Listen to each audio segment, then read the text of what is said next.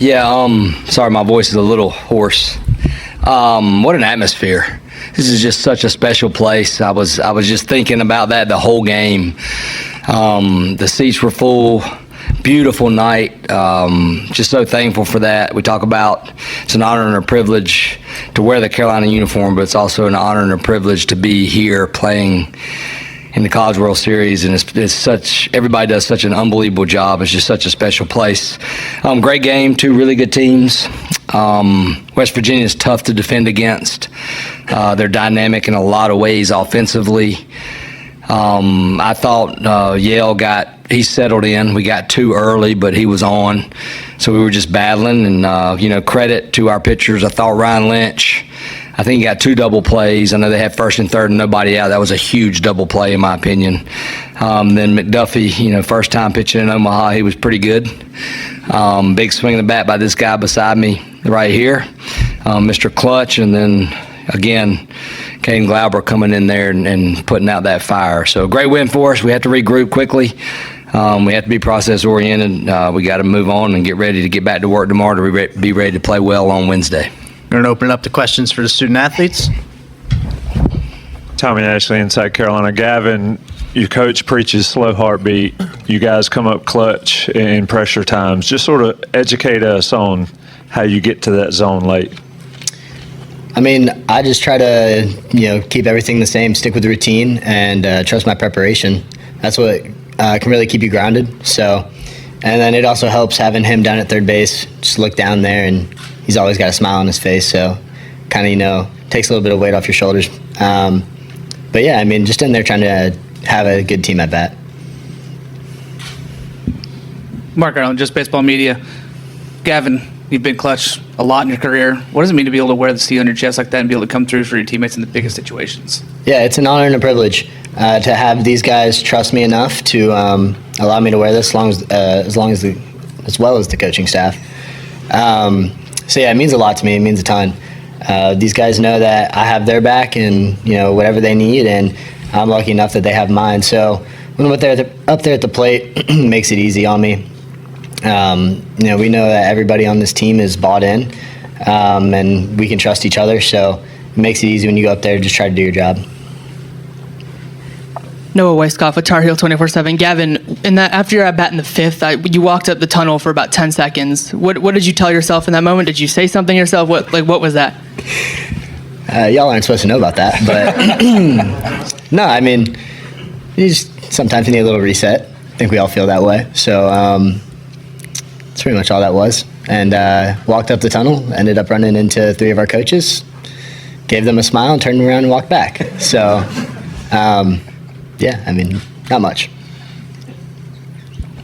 Nick Dioli, College Baseball Central. Walker, 2 years ago, you were in the stands for the regionals, watching these guys advance, and then ultimately beating West Virginia in the Supers. Now you're here pitching against West Virginia in the College World Series. Just talk to me about that full circle kind of moment for you.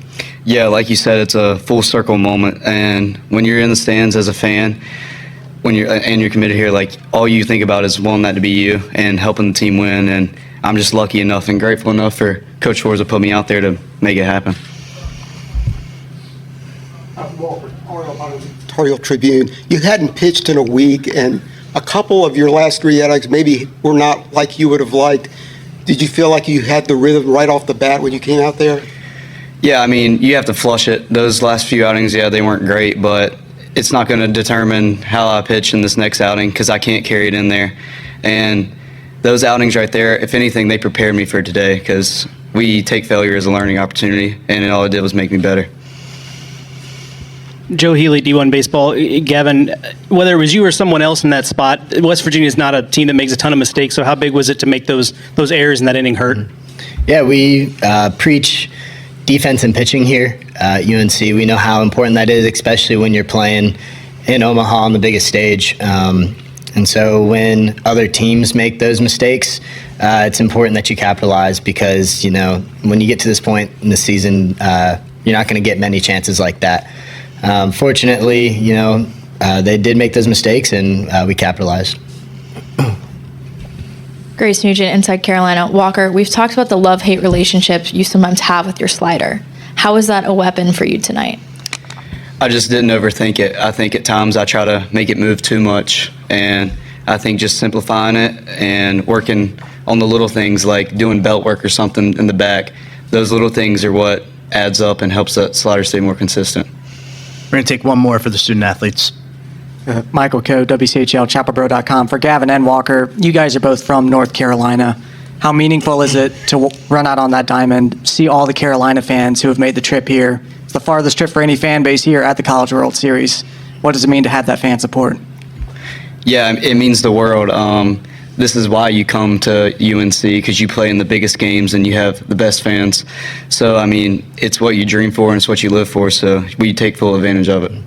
Yeah, and to that point, I think now's a good time to thank them for everything that they do for us. You know, they're awesome at the Bosch.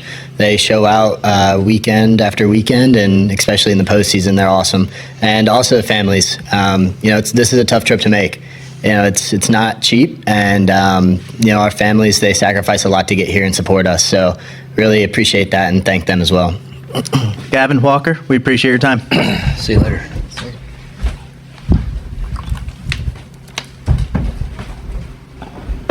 See you, big dog. See you. Get that sleep. We're now going to open up the questions for Coach. Coach Forbes, Tommy again. He talked about family. Walker talked about family. You always talk about family. Your own plus a bunch of those 06 boys were there above the dugout lay. Just sort of talk about that emotion. Yeah, it's unbelievable. I mean, they are family. You know, if you're a transformational coach or trying to be, doesn't mean we're perfect, then it seems like they become even a closer family. And that's something that's so important to us at UNC, that the players feel that. You know, we use the word love all the time as the backbone of our program, and I explain to our guys there's some tough love in there. But it's the strongest thing on the planet. But also, it's like Gavin said, you know, the effort and having your own family out here. Baseball has just been such a blessing, and it brings so many people together. You know, so I just joke all the time. I don't know how many family members we've got out here with my family. We call them the Griswolds sometimes, because it's a lot of fun. But just thankfulness is what I think about with the families. Monty Taylor with Just Baseball.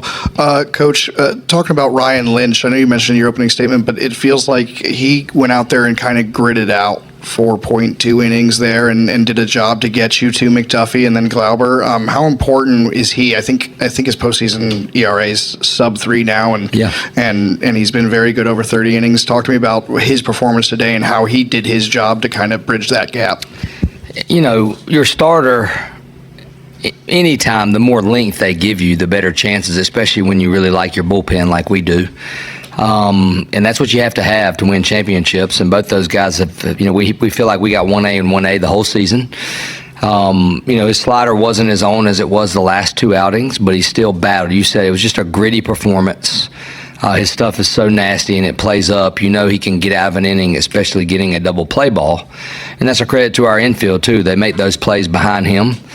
But, you know, big pitchers or clutch pitchers make clutch pitches in big situations. And I told him that I thought that was the biggest pitch of the game.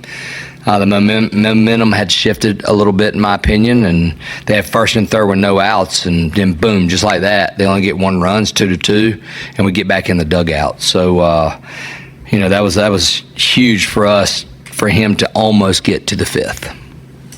Coach Forbes, Spencer Haskell with Inside Carolina. I think across 2 games here, every inning you've scored, the leadoff man has reached. How important is it to kind of generate that early traffic on the base paths and give yourself an opportunity to plate someone? Yeah, I mean, I've been saying over my head we need to get the leadoff guy on. We just haven't done it a lot. But, you know, it gives you momentum. Our guys are good base runners. We have some speed distributed throughout the lineup. Gives you an opportunity to possibly bunt and put more pressure. And it's not like we're not trying to get the leadoff guy on. You know, it's one of those things I probably shouldn't talk about to the hitters because I don't want to jinx it, but we would like to do that more, I can tell you that. Rod Baxley, Fable Observer. Scott, whether it's a double play ball or putting pressure on the defense, how do you describe this team's ability to continue to thrive in these pressure-packed moments, whether it's at the plate or on the mound or in the field? You know, we like to think that we try to make practice harder than the game. I think that's important. This time of year, even though it's short, like yesterday, we had the machine cranked up and it was throwing cheese. And, you got to be ready to get in there and compete. And we always preach to our players, as coaches, we're going to try to make practice as difficult as possible. Buy into it, understand how important practice is. Trust us, we're not going to go out there and practice 4 hours this time of year. But, it's that preparation thing, and it gets rid of that little birdie doubting yourself. If you've done something really hard over and over and over, it's like fundamental defense. Our guys know, you're going to do it every single day that we practice because that's just what we're going to do. So understand how important that is. And this group, credit to them, they bought into it, and they'll come tomorrow wherever whatever I have on the practice plan, whether or not it's just a lift, they'll do it, and they'll do it at a high level. Noah Bieniek, 11.7. As the head coach of North Carolina, you know the program's pedigree, but you also know the history. You're currently 2-0.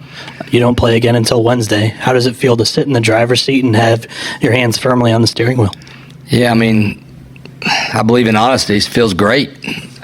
Obviously we want to prepare and play well on Wednesday, but my first year back here as a pitching coach in 2006, I wasn't in here. Coach Fox was in here after a Robert Woodard complete game of Clemson, but we haven't won that second game since then.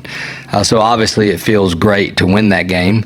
And I'm glad I've been in that position. Maybe that can help me prepare and make sure that our guys don't get too comfortable and understand that, hey, our goal is just to play really well on Wednesday.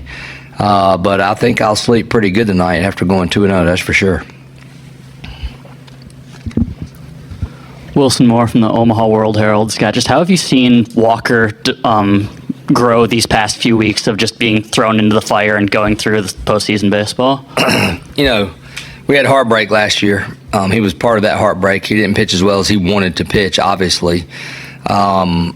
Walker's he doesn't say he's from my hometown, but he is. He's from Broadway. I'm from Sanford. And I know the character that he has, and I know how bad that hurts. As a matter of fact, when I was leaving the stadium after we lost to Arizona, I pulled up to the stoplight right by the hospital and looked over to my right after we lost that Game 3, and I saw Walker McDuffie, and we just kind of looked at each other. We talked about that the other day, how those things make you better. And he's worked his tail off to be more of a complete pitcher. He didn't have the changeup last year. It's allowed him to be, one of our MVPs. What him and Caden Glauber have done, they're such weapons. And when you know the character of the kid, too, it makes it even better. You talk about the poise for a guy who should be a senior in high school coming in. He's got the tying run at the plate and gets 2 strikeouts. And did you have any notion of bringing somebody else in, or was that Globe's inning to finish? Yeah, zero thought of anybody else except Caden Glauber. I thought McDuffie was really pitching well too, and he had all 3 pitches working. But I knew in my mind, okay, if we get to a certain point, I'm probably going to make a change. We like the matchup with Duffy. And again, it's easy for me as the head coach to want to go to Globe quicker sometimes. And Coach Gaines, we met today. We always meet before the game, and he felt really strongly that Walker McDuffie was a really good matchup against them. But when you get to that point and you've seen enough hitters, you want to bring in one of your best guys who can recover and has that fastball. So, man, he's fun to watch, isn't he? I'm just glad he's not. For any future kids that we try to get to do that, it's probably a good idea to just come a year early. Inside Carolina, Yale got ahead early and often. He used his hammer curve and then his power slider. How did you see this lineup just keep grinding out those at-bats? Back to that first inning, I thought Cooper Nicholson, he's been locked in. He didn't have a lot to show for it, but him moving the ball and us getting another run was huge, in my opinion, and going up 2-0 instead of 1-0. But he's good. We knew he was good, and you're seeing it out here. You look at Georgia's starter last night. We faced him last year at Stanford. If a pitcher's on, you got to match him. And that's basically what I was thinking. It's like, we can't give up runs right here because he's just a tough at bat. Maybe we can get him out of there. Maybe they'll make a mistake and somebody will juice one. That's what Gavin did. But I thought he was really good. For a lefty without a changeup, it's unusual that he's that dominant against right-handed hitters, but our righties really had trouble with him. Our lefties were a little bit better, but man, he was good, and he got on quick after that first inning. Nick Dioli, College Baseball Central. Coach, it seems like every day Gavin earns a new nickname. What's it like when he comes up to bat, and more times than not, you know that he's going to come up clutch for you guys? I mean, Gavin Gallagher is the definition of a baseball player. Old school, can play all over the field. Doesn't care where he plays. Played 2 years at third, tough position to learn. Moved over to second. Our middle infield has been outstanding. We had him and Jake Schaffner at shortstop pretty much the whole fall, and then I told him he was playing second, and he don't care. He just wants to win. Raised the right way. His dad played at Wake Forest. Phenomenal family. And I'm glad, I don't know if Adam Lucas is in here, but Adam Lucas called me when he was young, Gavin Gallagher, and said, hey, this kid plays with Asher, and he's a really good baseball player. And the next thing you know, we're offering him. And so I always tell Adam Lucas, that was a good recruit for you. We're going to take one more from Michael right up front. Coach, Colin Heineck starting a rally again in the sixth. He reached on that error. I know he got forced out at second, but he also had the caught stealing of Guzman at third base in the early innings. Felt like a big play in that game, and obviously the error led to the 3 runs. What can you say about his performance tonight? Yeah, Colin, he's level-headed, and, man, he's been so good. It's been tough on Macon. Shout out to Macon Winslow. He's been fighting that wrist that he got hit against High Point. I don't think a lot of kids would play. That's my kind of guy that's like, hey, I'm going to play and help my team win. And there's no doubt something really good is going to happen for Macon Winslow moving forward. But yeah, Heineck's been outstanding. He's got some clutch in him, and he knows how to make a big play offensively and defensively. And that was a huge play. I'd forgotten about that. I should have brought that up. I was hoping, I couldn't tell if he was safe or not. I was just glad that they decided he was out. But that was a really good throw by Colin Heineck.